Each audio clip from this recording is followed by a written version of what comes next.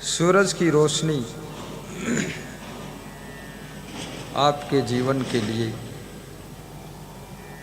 कितना आवश्यक है। जिसके जीवन में ज्ञान का प्रकाश नहीं, अज्ञान के अंधकार में भटकती हुई आत्माएं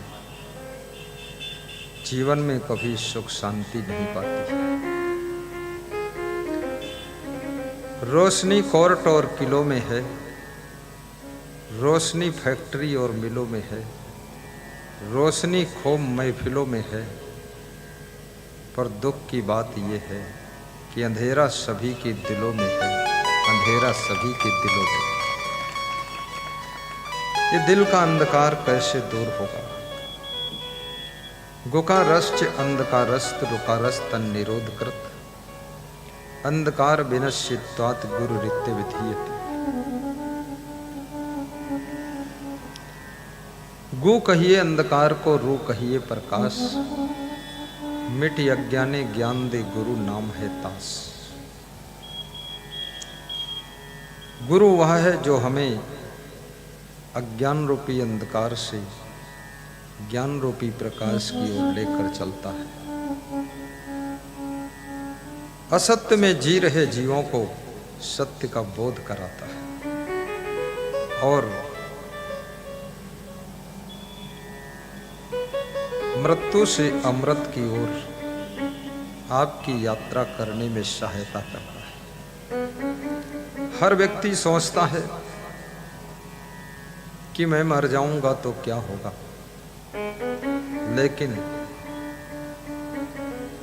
जब ज्ञान हो जाता है तो मरने का भय भी खत्म हो जाता है। क्योंकि शरीर बार बार जन्म लेता है और शरीर बार बार मरता है,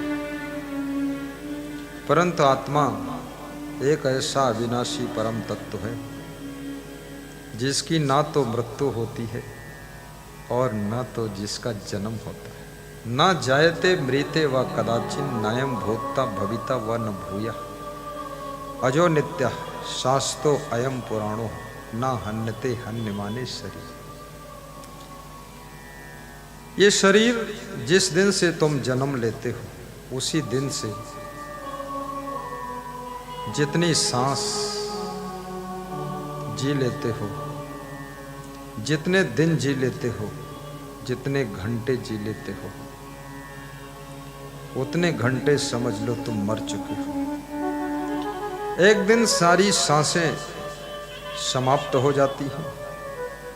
जितनी कुल आयु थी आपकी 80 वर्ष 100 वर्ष सब जी लेते हो, उस दिन शरीर मृतक हो जाता है।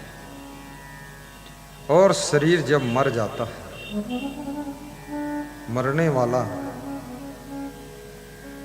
शरीर के भीतर जो तत्व था वो तो जा चुका है, लेकिन जो जुड़े हुए रिश्तेदार हैं, घर परिवार के लोग हैं, उनका मन व्याकुल हो जाता है। क्योंकि हर व्यक्ति हर किसी लिए कुछ न कुछ सहारा बनता है और संपूर्ण संसार सहारा से चलता है। और जिनका जिनका सहारा आपको मिलता है, जब उनका देहांत हो जाता है तो आपको ऐसा लगता है अब हम बेसहारा हो गए।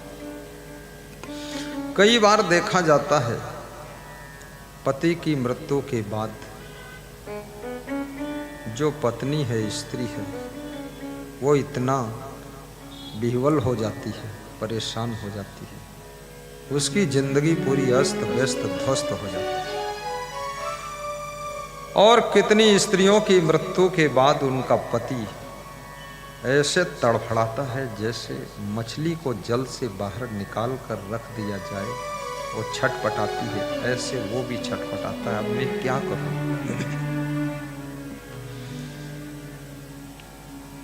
संसार में चाहे आप जितना दुखी हो, लेकिन संयोग का परिणाम वियोग होता है, मिलन का परिणाम विछड़न होता है। और हमेशा इस धरती पर कोई रहता नहीं, सबको एक दिन जाना होता है। लेकिन जाने की चिंता मत कीजिए, कहाँ जाना है इसकी चिंता कीजिए। कब जाना है इसकी चिंता की जरूरत नहीं, लेकिन मरने के बाद कहाँ जाना है, कहाँ जन्म लूंगा, कौन सा परिवार मिलेगा, फिर ये सुमन देवी मिलेंगी कि नहीं मिलेंगी, फिर अभिलाष जैसा बेटा मिलेगा कि नहीं, फिर अवधेश जैसा पति होगा कि नहीं, फिर ये पिंटू जैसा भाई होगा कि नहीं होगा। सवाल इस बात का है। तो उसके लिए कबीर ने बहुत अच्छी बात कही है, यहीं संबल कर ले, इसी मनुष्य जीवन में तैयारी कर लो, इसी मनुष्य जीवन में अपनी व्यवस्था कर लो। आगे जहां जाना है उसकी तैयारी यही होगी। जहां तुम जन्म लेना चाहो उसके लिए पॉइंट सेट कर सकते। मिसाइल कहां गिराना है वो यहीं से सेटिंग होगी। चंद्रलोक में चंद्रयान पहुंचाना है कि भटका देना है, यहीं से उसका स्टेशन सेट होगा। ये आत्मा यहीं से सेटिंग करती है कि अगला जन्म किसके घर में हो। जिसके घर में तुम जन्म लेना चाहो, जिस तरह के परिवार में तुम जन्म लेने की इच्छा करो, और जिस तरह का भाई, जिस तरह का पिता, माता, पति, भाई पाना चाहो, यहीं से उसकी सेटिंग होती है। कमांड तुम्हारे हाथ में है। तुम्हारी डिमांड तो है, लेकिन अपनी कमांड का प्रयोग नहीं करते हो। सोचो, कबीर कहते हैं यहीं संबल कर ले, इसी जीवन में संबल करो। ये संबल शब्द बनारस तरफ का शब्द, क्योंकि कबीर जैसा संत बनारस में बहुत दिन रहा, इसलिए बनारस तरफ की भाषा उनके ग्रंथ में मिलती है। मगहर की भी कुछ भाषा मिल जाती है। और बिहार में कबीर ने ज़्यादा भ्रमण किया, इसलिए बिहारी भाषा भी इन्वॉल्व है। और बहुत सा लैंग्वेज छत्तीसगढ़ का भी है, क्योंकि कबीर का शरीर भी बहुत स्वस्थ था। बीमार व्यक्ति मन तो चाहता बहुत कुछ करे, लेकिन वो हार जाता है। कबीर कहते हैं, देश विदेश हों फिरा, गांव गांव की खोर। देश विदेश में घूमा हूं, खोर माने गली, गांव गांव की गलियों में भी गया। सोचिए कितना मेहनत किया हुआ का कबीर ने। ये साधु को इतना घूमने की क्या जरूरत है। कितने भक्त मुझसे भी कहते हैं, मेरे संत कहते हैं कि बहुत भ्रमण कर दिया है आपने। पूरे देश में कितने प्रदेश, कितने गांव, कितनी गलियां, कितनी सड़कें, लाखों किलोमीटर, लेकिन इतना क्या जरूरत है घूमने की। एक जगह रहो, लखीमपुर धाम में, सब भक्त वहीं दर्शन कर लेंगे। परंतु याद रखना, लखीमपुर धाम में अगर हम रहते हैं तो वहां पर नवनीत शुक्ला आ सकते, राम लखन वर्मा आ जाएंगे, ये गुप्ता परिवार लखीमपुर से आ जाएगा। लेकिन यहाँ जितने लोग बैठे हुए हैं, ये सब लोग नहीं आ सकते। अगर सूरज सबको बुलाए कि मेरे पास आओ, सबको यहाँ रोशनी दूंगा, तो सब लोग पहुँचेंगे नहीं, मर भले जाएंगे, वहाँ नहीं जा पाएंगे। कितनों के पास तो व्यवस्था नहीं है, कितनों का रास्ता ही भटक जाएगा, और कितने लोग तो सोचेंगे अब रहने दो, बहुत दूर है।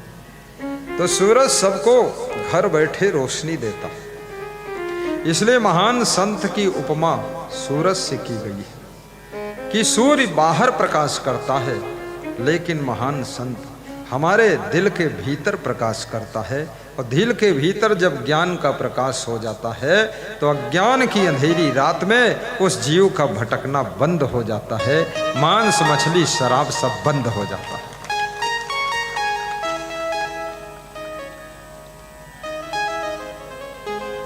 यहीं संबल कर ले आगे विषयी बाट। कबीर साहब अवगाह करते हैं, एडवांस सावधान करते हैं, अलर्ट करते हैं कि आगे विषय का मार्ग है। आगे कहाँ? मनुष्य जीवन के बाद और आगे इस खानी को छोड़कर, इस योनि को छोड़कर जितनी योनियां हैं, अंडज पिंडज उष्मज योनि, उनमें सब केवल विषय भोग का ही धंधा है। वहाँ न भक्ति हो सकती है, न साधना हो सकता, न व्रत हो सकता, न उपवास हो सकता है, न प्रवचन सुना जा सकता है। केवल और केवल मनुष्य जीवन में ही ये संभव है। लेकिन जिनको मनुष्य का शरीर मिला है, वे लोग इतना ताना बाना फैला लेते हैं, इतना ज़्यादा माया जाल बुन लेते हैं कि मकड़ी एक बार जाला से निकल सकती है, लेकिन ये ऐसे मकड़ा है, ऐसा मकड़ जाल है, माया जाल है, ये उसी में मरकर ही लाश निकलती है, जिंदा निकल ही नहीं पाती। ये साधारण नहीं है। आप यहाँ सत्संग सुनने आए हैं, आपने माया जाल से छलांग लगा दी, क्योंकि सबके पास में दुकान है, सबके पास बिजनेस है, किसी के पास स्कूल है, किसी के पास खेती बाड़ी है, कुछ पशु पले हुए हैं, घर में नाना कार्य हो रहे हैं। लेकिन आपने अपने मन को मोड़ लिया, गुरु से रिश्ता जोड़ लिया, माया से रिश्ता थोड़ा तोड़ लिया और सब छोड़ दिया। और इसके बाद चले आए, 3 घंटे के लिए अपने आप को फ्री कर लिया और यहाँ ऐसे बैठे हैं जैसे लगता है तुम्हारे पीछे कोई काम धाम है नहीं, परंतु बहुत बड़ा काम धाम चल रहा है। कितने लोगों का मेडिकल एजेंसी का बहुत बड़ा काम है। कल हमारे भक्त आए थे लखीमपुर खीरी से, महान प्रेमी विकास गुप्ता जी। तो मैं सोचता था आज थोड़ा ये खड़े हैं, देखो विकास गुप्ता, ये मेडिकल का बहुत बड़ा काम है और बड़ी श्रद्धा इनकी। छोटा भाई भी आया है अभिलाष गुप्ता, माँ भी आई है, बहू भी आई है, पोती भी आई है। अब सारा घर तो इधर आ गया, वहाँ घर ही खाली बचा। तो मैंने कल पूछा कि घर में कौन है, घर कौन बचाएगा, रात में यहीं 8 बज गए। तो बोले घर बस जयराम जी की। अब ये गुरु पर भरोसा भी बहुत है। सभी लोग अपना अपना घर छोड़ कर आए। कितने लोग कहते हैं हमें फुर्सत नहीं है कि सत्संग में जाऊं। कितने लोगों से सुना हूं मैं कि मरने की भी फुर्सत नहीं। तो मुझे हंसी भी आती है, अच्छा हुआ मरने की फुर्सत नहीं, अब ये मरेंगे भी नहीं। कितनी लोग मोहक बातें करते हैं, कितना लोग अज्ञान भरी चर्चाएं करते हैं। ये संसार में दिन रात तुम घर में घुसे रहो, माया में फंसे रहो, मोह में धसे रहो, होना कुछ नहीं है। अंजाम वही होगा जो सबका होता है। बहुत ज्यादा मिलने वाला नहीं है। चोर चोरी करने जाता है, किसी चोर के हाथ में जूते चप्पल ही लगते, किसी चोर के हाथ में टार्च और छतरी लग जाती, किसी चोर के हाथ में स्टील के बर्तन थोड़े बहुत लग जाते। कोई चोर भाग्यशाली है तो सोना चांदी हाथ में लग जाता है। भाग्य तो हर जगह चमत्कार दिखाता है। आप साधु बन जाइए, बहुत हाथ पांव मारने की जरूरत नहीं है, परेशान होने की जरूरत नहीं है, उलझने की जरूरत नहीं है। आप साधु बनोगे तो भी भाग्य आपके साथ में रहेगा। अगर किस्मत आपकी कमजोर है तो साइकिल पर चलो वही अच्छा है, मोटरसाइकिल पर चलो वही अच्छा है। फिर किसी दूसरे को देखकर फॉर्च्यूनर में जलन खलन मत करो, क्योंकि वो उसका अनेक जन्मों का कमाया हुआ पुण्य का खजाना है, जिससे उसको सब सहज रूप से प्राप्त हो रहा है और प्राप्त होने वाला है और प्राप्त होगा। और ये भी याद रखना, ये सौभाग्य कैसे बनता है? जब दूसरों की तुम सेवा करते हो, दूसरों के लिए कुछ परोपकार करते हो, जन सेवा, पर सेवा, देश सेवा, गौ सेवा, गुरु सेवा, मात सेवा, पिता सेवा, सास ससुर की सेवा, सेवा से सौभाग्य की रचना होती है। सेवा में वो शक्ति है। आप अगर अपनी सासू की सेवा कर लेती गम खाकर, तो समझ लो गौरा पार्वती को खुश कर रही। आप अपने ससुर की सेवा कर लेती तो समझ लेना आपको बहुत शांति मिलेगी, सुख मिलेगा। सेवा करने वालों के लिए संसार स्वर्ग बन जाता है। और गुरु की सेवा यदि कर लिया, गाय की सेवा करोगे तो दूध मिलेगा, गुरु की सेवा करोगे तो ज्ञान, भक्ति और आशीर्वाद मिलेगा, और यदि गधी की सेवा करोगे तो 4 लात मिलेगी। इसलिए सेवा सेवा में भी अंतर होता है। इस अंतर को समझ लेना कि सेवा कहाँ करना है। जहाँ करना है वहाँ करना है, और जहाँ नहीं करना है वहाँ जाना भी नहीं है। फालतू जगहों पर खड़े भी मत होइए, टाइम को पास मत करिए। कितने लोग सोचते हैं 4 पैर का जो जानवर है सब गाय ही है, वो गधी के पास जिंदगी गंवा देते हैं। कितने लोग सोचते साधु जैसा जो कपड़ा पहने ये सब महान लोग ही हैं, लेकिन ऐसा नहीं। महान हो जाएंगे कभी न कभी। अभी प्राइमरी में पढ़ रहे हैं, धीरे धीरे 2-4 जन्म साधना तपस्या करेंगे तो उनको भी PhD की डिग्री यानी महानता की डिग्री मिल जाएगी, और वही भी एक दिन उच्च कोटि के संत बनेंगे। लेकिन ये जन्मों जन्मों की साधना का परिणाम होता है, ऐसे सहज नहीं। भक्ति भी जन्मों जन्मों से करते हैं आप, तब आपकी भक्ति प्रफुल्लित होती है, विकसित होती है, प्रमुदित होती है। एक जन्म का खेल नहीं है। आप सगे 2 भाई हैं, एक भाई का मन भक्ति में लगता है, दूसरे भाई का मन भड़भूजा में लगता है। जेठानी का मन लगता है कि सत्संग रोज सुनूं, प्रवचन सुनूं, और देवरानी का मन है चकाई के चकधुम मकई के लावा बनाती रहूं तिकड़म।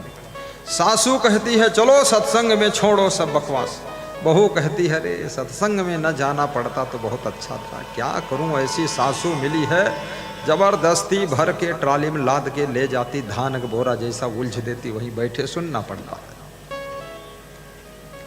ये आपकी रुचियां बताती हैं कि आप पूर्व जन्म में क्या थे, क्या करते थे, कहाँ कहाँ तुम्हारा जन्म था और कैसी कंडीशन, पोजीशन, सिचुएशन थी आपकी। इसलिए हर व्यक्ति का मन सत्संग में भी नहीं लगता है। तुम लाख समझाओगे, जहाँ प्रपंच हो रहा होगा वहाँ बैठ जाएंगे, घंटों बैठे रहेंगे लोग। जहाँ पर गंदी बातें चल रही हैं खूब उसमें खीसे काढ़ेंगे, वो ही हो करते रहेंगे। और सत्संग में आएंगे तो ऐसे बैठेंगे जैसे लगता है सेंट्रल जेल में बंद है, मरे मराए बैठे हैं, छूटे सत्संग फिर मारे छलांग कस के। तो ये सब है क्या?